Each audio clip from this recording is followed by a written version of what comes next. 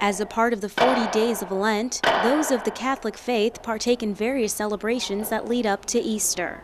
One of those celebrations is the Stations of the Cross, and this group of students known as the Faith Formation have joined together to put on the event.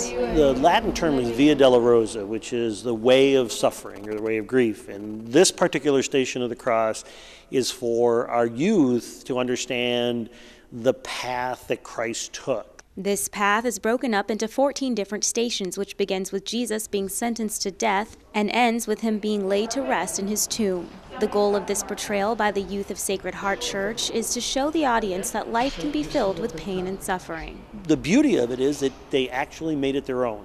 Now, we could have walked around the church and looked at every station and did the traditional, which we have done, but we wanted one time so that they could then show the older community exactly how they would portray this.